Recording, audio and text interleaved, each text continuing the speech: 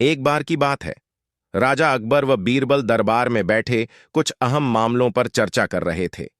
तभी बीरबल ने अकबर से कहा, मुझे लगता है कि ज्यादातर पुरुष जोरू के गुलाम होते हैं और अपनी पत्नियों से डर कर रहते हैं। बीरबल की यह बात राजा को बिल्कुल भी पसंद न आई। उन्होंने इस बात का विरोध किया। इस पर बीरबल भी अपनी बात मनवाने पर अड्डीडीएच गए।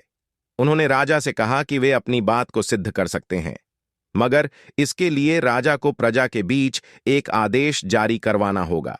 वह आदेश यह था कि जिस पुरुष के अपनी पत्नी से डरने की बात सामने आएगी, उसे दरबार में एक मुर्गी जमा करानी होगी। राजा बीरबल की इस बात पर तैयार हो गए।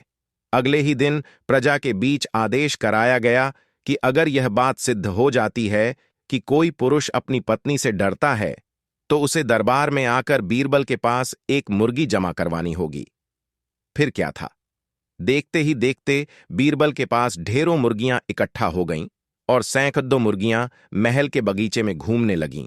अब बीरबल राजा के पास पहुंचे और बोले, महाराज, महल में इतनी मुर्गियां इकट्ठा हो गई हैं कि आप एक मुर्गी खाना खोल सकते हैं, इसलिए अब आप इस आदेश को वापस ले सकते हैं।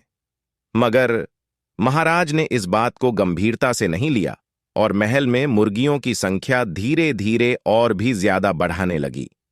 इतनी अधिक मुर्गियां महल में जमा हो जाने के बाद भी जब राजा अकबर बीरबल की बात से सहमत नहीं हुए, तो बीरबल ने अपनी बात सिद्ध करने के लिए एक नया उपाय निकाला।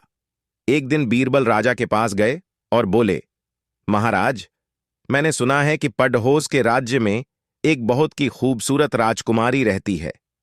अगर आप चाहें तो क्या मैं आपका रिश्ता वहां पक्का कराऊं? यह सुनते ही राजा चौंक उठे और बोले, बीरबल, तुम ये कैसी बातें कर रहे हो? महल में पहले से ही दो महारानियां मौजूद हैं। अगर उन्हें इस बात की भनक भी लगी तो मेरी खैर नहीं होगी। यह सुनकर बीरबल ने तपाक से जवाब दिया, चलिए महाराज, फिर तो आप भी मेरे पास दो मुर्गियां जमा करा ही दीजिए। राजा बीरबल का ऐसा जवाब सुनकर शर्मा गए और उन्होंने अपना आदेश उसी वक्त वापस ले लिया। कहानी से सीख।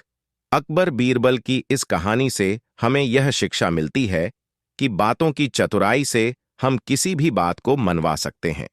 जरूरत है तो बस बीरबल की तरह चतुराई से अपना पक्ष रखने की